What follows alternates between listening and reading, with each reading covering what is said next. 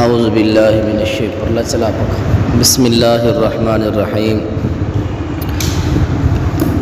آج سورہ طٰہٰ آیت نمبر 105 سے انشاءاللہ پڑھیں گے۔ یہ ایک اعتراض کا جو متوقع اعتراض تھا، اللہ نے اس کا پہلے جواب دے دیا۔ وہ اعتراض کیا تھا؟ منکرین قیامت کا اعتراض یہ تھا، آپ کہتے ہو کہ قیامت کے دن ہر چیز آئے گی رب کے سامنے، تو ان بڑے بڑے پہاڑوں کا کیا بنے گا؟ اتنے وسیع و عریض اور مضبوط پہاڑ ہیں، ان کا کیا بنے گا؟ تو اللہ نے اس اعتراض کا جواب دے دیا۔ وَيَسْأَلُونَكَ عَنِ الْجِبَالِ، وہ آپ سے پہاڑوں کے بارے میں پوچھیں گے، یعنی اللہ کو پتہ تھا کہ اعتراض کریں گے تو اللہ نے پہلے اس کا جواب دے دیا۔ وہ آپ سے پہاڑوں کے بارے پوچھیں گے، فَقُلْ يَنْسِفُهَا رَبِّي نَسْفًا، کہہ دے میرا رب انہیں اڑا کر بکھیر دے گا، میرا رب انہیں اڑا کر بکھیر دے۔ فرمایا کہ کہہ دے کہ میرا رب انہیں اڑا کر بکھیر دے گا، اور آگے فرمایا فَيَذَرُهَا قَاعًا صَفْصَفًا، پھر انہیں ایک چٹیل میدان بنا کر چھوڑ دے گا۔ یَذَرُهَا چھوڑ دے گا، قَاعًا صَفْصَفًا چٹیل میدان بنا کر۔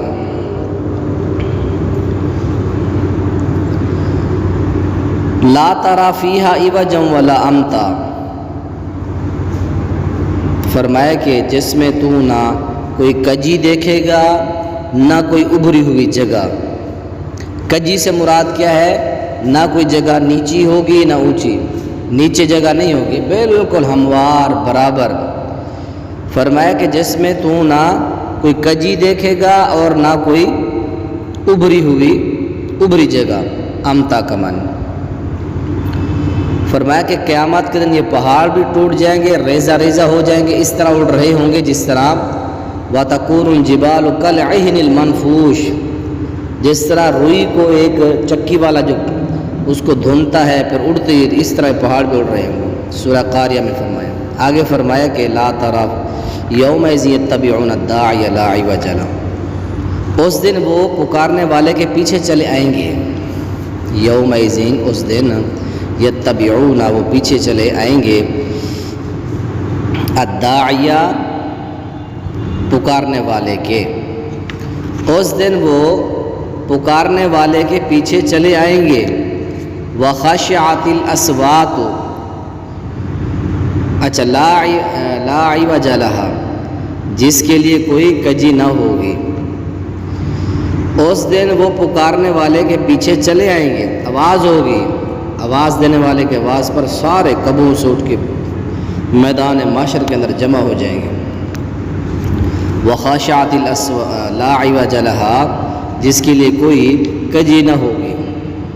وخاشعت الاصوات للرحمن، جب آوازیں رحمان کے لیے پست ہو جائیں گی۔ قیامت کا دن جب ہوگا، میدان محشر میں خوف و حیرا اتنا ہوگا کہ آوازیں نہیں نکلیں گی لوگوں کی۔ جب آوازیں رحمان کے لیے پست ہو جائیں گی، جب شدید اللہ کا غصہ اور اس طرح ہیبت والا منظر ہوگا، سارے سہمے ہوئے ڈرے ہوئے، فلا تسمع الا ہمسا، تو ایک نہایت ایستا آواز کے سوا کچھ نہیں سنے گا، تو ایستا آواز کے سوا کچھ نہیں سنے گا۔ مقصد یہ کہ ان کی تھوڑی تھوڑی جو ہے خسر پھسر ہوگی، آہستہ آہستہ بڑی دھیمی لہجے میں، گنگناہٹ میں، جس طرح بندہ آہستہ آہستہ اپنے قریب والے سے بات کرتا ہے، اسی طرح گنگناہٹ، تھوڑی تھوڑی آواز گنگناہٹ آئے گی، باقی کوئی شور و غل بالکل نہیں ہوگا۔ وخاشعت الاصوات، جب آواز رحمان کے لیے پست ہو جائیں گی، فلا تسمع الا ہمسا، تو ایک نہایت آہستہ آواز کے سوا کچھ نہیں سنے گا۔ یومئذ لا تنفع الشفاعہ، اس دن سفارش نفع نہ دے گی مگر جس کے لیے رحمان اجازت دے، الا من اذن له الرحمن، ورضی لہ قولا، جس کے لیے وہ بات کرنا پسند فرمائے، اس دن سفارش نفع نہ دے گی مگر جس کے لیے رحمان اجازت دے، ورضی لہ قولا، جس کے لیے وہ بات کرنا پسند فرمائے۔ یعلم، وہ جانتا ہے، ما بین ایدیہم، جو ان کے سامنے ہے، وما خلفہم، اور جو ان کے پیچھے ہے، ولا یحیطون بعلم، اور وہ علم سے اس کا احاطہ نہیں کر سکتے۔ سب چیزوں کا احاطہ اللہ نے کیا ہے، کسی اور کے اختیار میں نہیں کہ وہ ان چیزوں کا احاطہ کرے۔ ولا یحیطون بعلم، اور وہ علم سے اس کا احاطہ نہیں کر سکتے لوگ۔ وعنت الوجوہ للحی القیوم، فرمایا کہ جب چہرے، عانت کا معنی، اور جب چہرے اس زندہ رہنے والے، قائم رکھنے والے کے لیے جھک جائیں گے، عانت جھک جائیں گے، اور جب آخر سے معنی کریں، جب سب چہرے زندہ رہنے والے کے لیے، زندہ رہنے والے، قائم رکھنے والے کے لیے جھک جائیں گے، زندہ رہنے والے، قائم رکھنے والے کے لیے جھک جائیں گے، جھکے ہوں گے سب کے چہرے، حتیٰ کہ انبیاء رسول سب خوفزدہ ہوں۔ وَقَدْ خَابَ مَنْ حَمَلَ ظُلْمًا، اور یقیناً ناکام ہوا جس نے بڑے ظلم کا بوجھ اٹھایا۔ خوابہ، ناکام ہوا جس نے بڑے ظلم کا بوجھ اٹھایا۔ ایک تو اس کی تفسیر کی گئی وہ سورہ انعام کے اندر 7ویں پارے میں، الذین یلبسون ایمان بظلم، جو اپنے ایمان کے ساتھ ظلم کو خلط مت، ظلم سے مراد شرک بھی ہوتا ہے۔ تو ظلم اور اس کے ساتھ جو انہوں نے گمراہ ہوئے، یہ جو بوجھ قیامت کے دن اٹھائیں گے بہت بڑا بوجھ ہوگا۔ جس نے بڑے ظلم کا بوجھ اٹھایا، وَمَن يَعْمَلْ مِنَ الصَّالِحَاتِ وَهُوَ مُؤْمِنٌ فَلَا آگے مومنین کا تذکرہ، پیچھے وہ لوگ تھے جو قیامت کے دن کے منکر لوگ تھے، ان کی حالت کیا ہوگی؟ کوئی ان کی آوازیں نہیں ہوگی، اس طرح ڈرے ہوئے، سہمے ہوئے، کسی کی سفارش ان کے کام نہیں آئے گی، نہ ہی کوئی ان کے لیے سفارش کرے گا، اور ان کے چہرے جھکے ہوئے ہوں گے زندہ رکھنے اور قائم رہنے والے کے لیے، اور یہ انتہا درجے کے بڑے ظلم کا یہ ان کا سامنا کرنا پڑے گا۔ اور جو شخص کچھ نیک اعمال کرے اور مومن ہو تو وہ نہ کسی بے انصافی سے ڈرے گا، نہ حق تلفی سے، لا یخاف ظلما، نہ وہ کسی بے انصافی سے ڈرے گا، ولا ہاضمہ، اور نہ حق تلفی سے۔ اللہ کے ہاں نہ بے انصافی ہونی ہے، نہ حق تلفی ہونی ہے، اللہ نے ضرور ایک ایک پائی کا حساب کرنا ہے۔ اگر اللہ نہ کرے تو پھر اللہ تعالیٰ انصاف کرنے والا نہیں ہے۔ اللہ تعالیٰ نے ظالموں کے ظلم کا انتقام لینا ہے، مظلوموں کے اوپر جو مظالم ہو اس کا اللہ نے ان کو انعام دینا ہے۔ فلا یخاف ظلم ولا ہضما، نہ کسی بے انصافی سے ڈریں گے اور نہ حق تلفی سے۔ اور آگے فرمایا کہ وَكَذَلِكَ أَنزَلْنَاهُ قُرْآنًا، اور اسی طرح وعلیکم السلام ورحمۃ اللہ وبرکاتہ، کیا حال ہے جی؟ ٹھیک ہو؟ اور اسی طرح ہم نے اسے عربی قرآن بنا کر نازل کیا، انزلناہ، ہم نے اس کو نازل کیا قرآن عربی، عربی قرآن بنا کر۔ وصرفنا فیہ من الوعید، وعید کہتے ہیں ڈرانے والی بات، اور اس میں ڈرانے کی باتیں پھیر پھیر کر بیان کی۔ اسی طرح ہم نے اسے عربی قرآن بنا کر نازل کیا اور اس میں ڈرانے کی باتیں پھیر پھیر کر بیان کی، اس میں ڈرانے کی باتیں پھیر پھیر کر بیان کی۔ وجہ کیوں بیان کی؟ لعلہم یتقون، شاید وہ ڈر جائیں، او یحدث لہم ذکرا، یا ان کے لیے کوئی نصیحت پیدا کر دیں۔ ڈرانے کی باتیں اس لیے ہم پھیر پھیر کر بیان کرتے ہیں، شاید وہ ڈر جائیں یا یہ باتیں ان کے لیے کوئی نصیحت پیدا کر دیں، ڈر جائیں وہ۔ اللہ نے جو خوفناک جہنم کے واقعات، جہنم کے مناظر، یہ پیچھے کس طرح قیامت میدان معاشر کا واقعہ بیان کیا، تو اس سے دلوں کے اندر ڈر آ جاتا ہے، نصیحت حاصل ہوتی ہے کہ اگر ہم بھی قیامت کے منکر ہوئے، ہم نے بھی اللہ رسول کی بغاوت کی، تو ہمارا بھی قیامت کے دن یہی حال ہوگا، چہرے جھکے ہوں گے، خوف زدہ ہوں گے، ڈر رہے ہوں گے، سہمے ہوں گے۔ لیکن ایمان والے فلا یخاف ظلم ولا ہضما، نہ وہ کسی بے انصافی سے ڈریں گے، نہ کسی حق تلفی سے۔ اس لیے فرمایا کہ قرآن کو ہم نے عربی زبان کے اندر نازل کیا اور اس میں ڈرانے والی باتیں پھیر پھیر کر بیان کی تاکہ شاید وہ ڈر جائیں یا ان کے لیے کوئی نصیحت پیدا کر دیں۔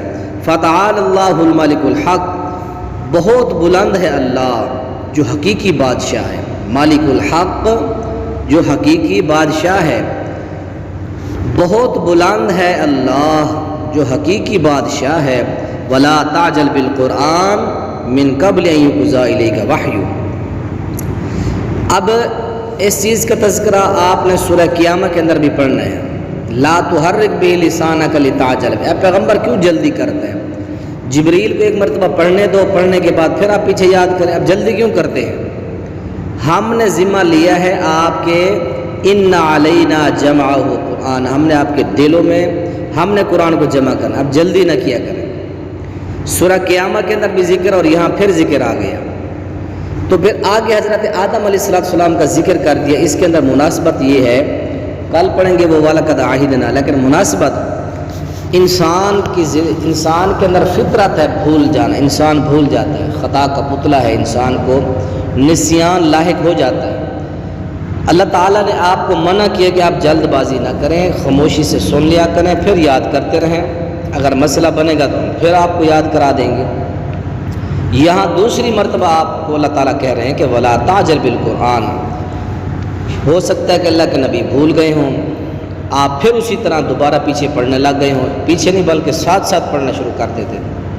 پھر اللہ تعالیٰ نے کہا کہ انسان جو ہے بھول جاتا ہے، جس طرح آپ کا باپ آدم علیہ السلام بھول گیا، تو آپ ان کے بیٹے ہیں، آپ بھی بھول گئے، تو کوئی بات نہیں۔ ایک تو اللہ نے آپ کو اس جلد بازی سے منع کیا، اور ساتھ ساتھ پھر آپ کے اس جذبے کو بھی اللہ تعالیٰ نے خراج تحسین پیش کیا کہ پیغمبر آپ کا جذبہ قابل جو ہے دید ہے، آپ اگر اس طرح جلدی کرتے ہیں تو ٹھیک ہے۔ یہ جس طرح ایک صحابی رسول آپ نے بلوغ المرام میں پڑھا، حضرت ابو بکر رضی اللہ تعالیٰ عنہ، دیکھا کہ یہاں جماعت ہو رہی ہے، وہاں سے اس نے اس طرح حالت بنا کے رکوع میں چلتا چلتا آ کے رکوع میں شامل ہو گیا۔ پڑھیے بلوغ المرام میں کوئی نام، حضرت ابو بکر وہ جوتوں والی جگہ سے وہاں سے آتے تو اس طرح رکوع کی حالت بنا لی، تو اللہ کے نبی نے فرمایا کہ زادک اللہ حرصا ولا تعود، اللہ تیرے حرص میں، تیرے شوق میں برکت ڈالے، لیکن آئندہ۔ تو اللہ تعالیٰ بھی اسی طرح آپ کے جذبے کو خراج تحسین ہے، لیکن اس طرح دوبارہ نہ کریں۔ اور ساتھ ساتھ پر اللہ تعالیٰ نے تکمیل کے لیے، علم کی تکمیل کے لیے دعا سکھا دی، ربی زدنی علما، یہ دعا کریں۔ اور اس کے ساتھ ساتھ اللہ کے نبی یہ بھی دعا کرتے تھے، جامع ترمذی کتاب الدعوات کے اندر دعا ہے، اللہم انفعنی بما علمتنی وعلمنی ما ینفعنی وزدنی علما۔ یہ اللہ کے نبی کثرت سے دعا پڑھتے تھے۔ اچھا، فرمایا کہ قرآن پڑھنے میں جلدی نہ کر، اس سے پہلے کہ تیری طرف اس کی وحی پوری کی جائے، اس سے پہلے کہ تیری طرف اس کی وحی پوری کی جائے۔ وَقُلْ رَبِّ زِدْنِی عِلْمًا، اور کیا ہے اے میرے رب مجھے علم میں زیادہ کر۔ آپ کو جس طرح اللہ نے ایک چیز سے روکا، اور ساتھ آپ کے جذبے کو اور آپ کے شوق کو بھی اللہ تعالیٰ نے مد نظر رکھتے ہوئے مزید ایک دعا سکھا دی۔